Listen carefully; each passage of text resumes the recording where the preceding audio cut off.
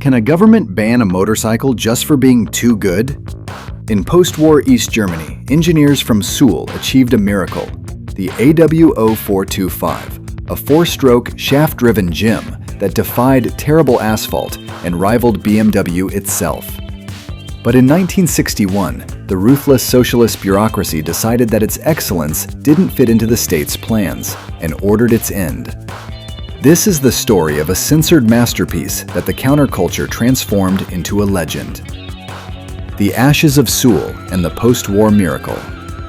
To understand how this mechanical miracle was born, we first must travel to a place where, literally, nothing was left. Suhl, Thuringia, the year 1945. World War II has just ended, and Europe is split in two.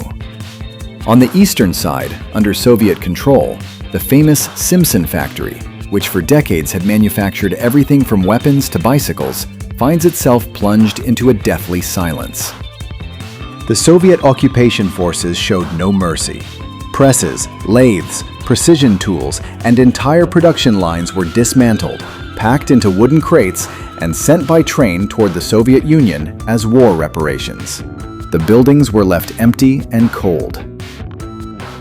But the Soviets made a monumental miscalculation. They took the steel, the machines, and the blueprints, but they couldn't pack up the most important thing, the brains of the men who worked there. The knowledge accumulated by generations of German engineers, designers, and mechanics stayed in Suhl. It was intact, waiting inside their heads. In those years, daily life in the newborn East Germany was a constant struggle. Cars were an unattainable luxury, fuel was rationed, and transportation routes were torn to pieces. The country needed to move, and the only viable solution was two-wheeled transport. That is how, in 1948, the Soviet military administration issued an unexpected decree to the Suhl factory. They didn't want a motorized bicycle, nor a fragile two-stroke motorcycle. They demanded a real machine, a four-stroke, 250 cubic centimeter motorcycle, robust, reliable, and capable of operating for years with minimal maintenance under the worst conditions imaginable. For a workforce that barely had basic tools, the order sounded like a pipe dream, but the engineers in Suhl saw their golden opportunity. BMW R25 versus AWO 425. Copy or evolution? Here is where the debate enters that, even today, fires up internet forums and the comment sections of classic bike enthusiasts. When the Suhl engineers sat down to design the new motorcycle, they didn't have time to reinvent the wheel from scratch. They looked across the border toward Bavaria, where BMW already had a massive hit, the BMW R25. If you look at an AWO 425 and a BMW R25 from the side, the silhouette is almost identical. Both share the same philosophy, a vertical single-cylinder four-stroke engine and a shaft final drive. Because of this, for decades many Western analysts dismissed the AWO, calling it a simple socialist copy of Munich engineering. But is that completely fair? The technical reality is far more fascinating. The team at Suhl didn't just trace BMW's design, they adapted it to the harsh reality of their environment. They redesigned the engine's valve timing, modified the airflow in the cylinder head to optimize combustion with the low-quality fuel available in the Eastern Bloc, and reinforced the four-speed gearbox. But their biggest masterstroke was the shaft drive. In an era where motorcycle drive chains required constant lubrication, stretched, and broke easily due to the mud and rocks of ruined roads, the AWO's shaft drive was a blessing. It was completely sealed. You could take the bike into a mud pit or ride it under a downpour for weeks. The system kept transferring power to the rear wheel in a smooth, clean, and everlasting way. When the first pre-production batch came to light in 1950 and was formally presented at the Leipzig Spring Fair, the motoring world was left with its mouth wide open. The machine was not only real, its build quality directly rivaled any product manufactured in West Germany. The designation AWO was officially born. acronyms for the Soviet state consortium that controlled the factory at the time, followed by the number 425. 4 for the 4-stroke engine, and 25 for the 250 cubic centimeters of displacement. The Turin version, the strong arm of the state. The history of the AWO 425 is divided into two radically opposed aesthetic and philosophical chapters, two models that today split the passions of collectors.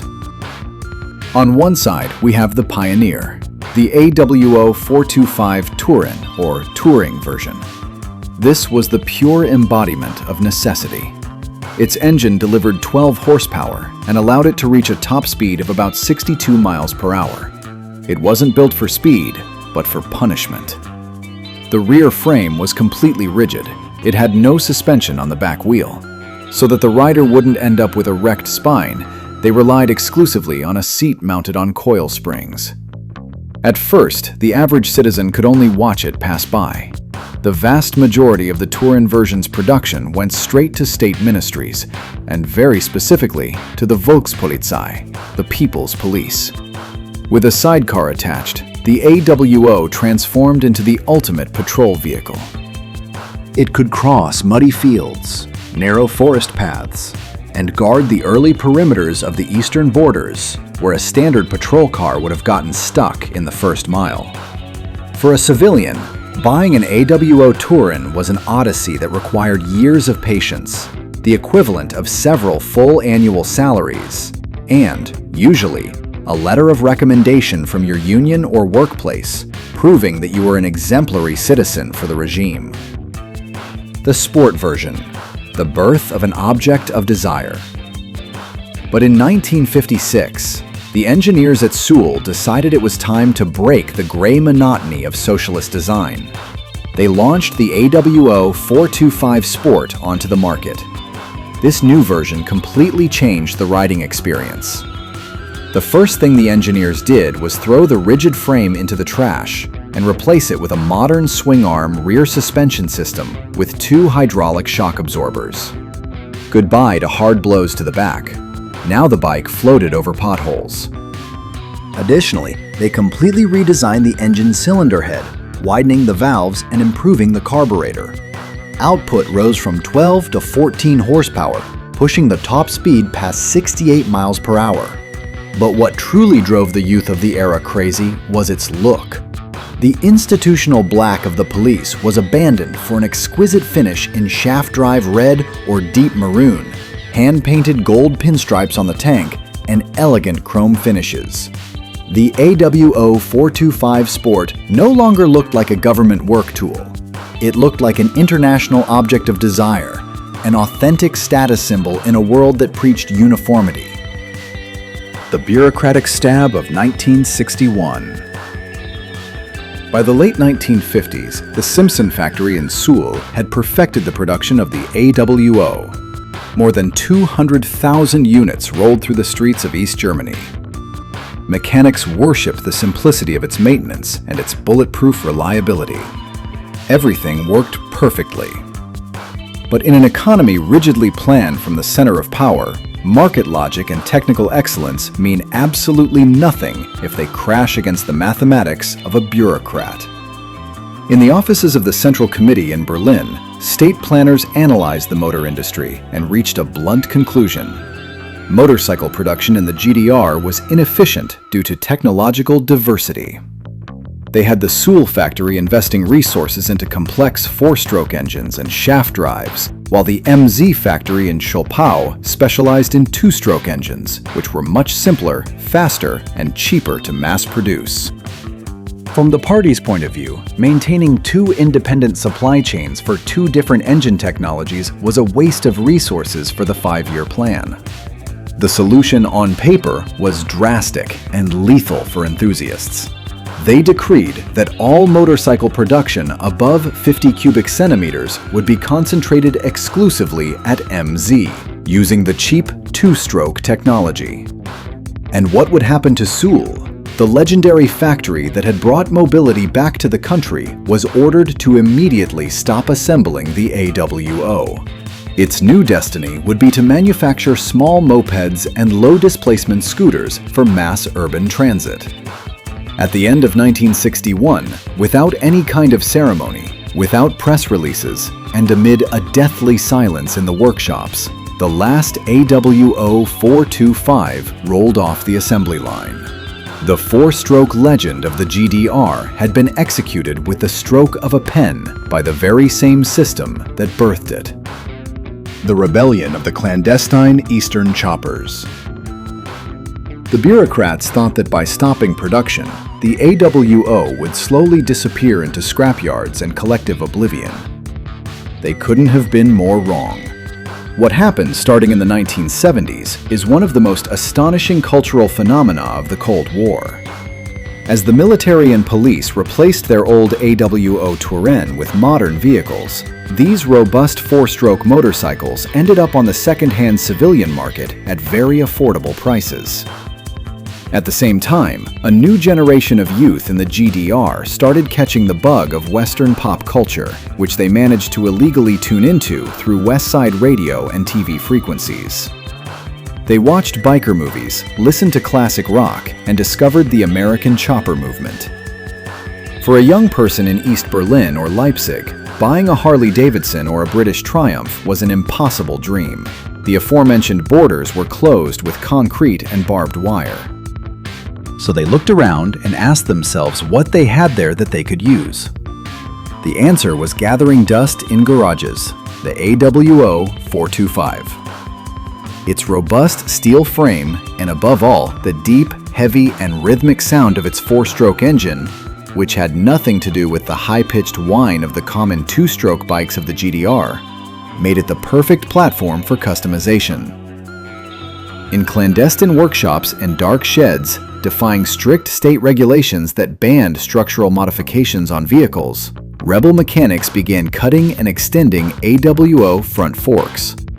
They swapped the handlebars for the famous ape hangers, modified the fenders, welded straight pipe exhausts to make the sound thunderous, and painted the tanks in flashy colors.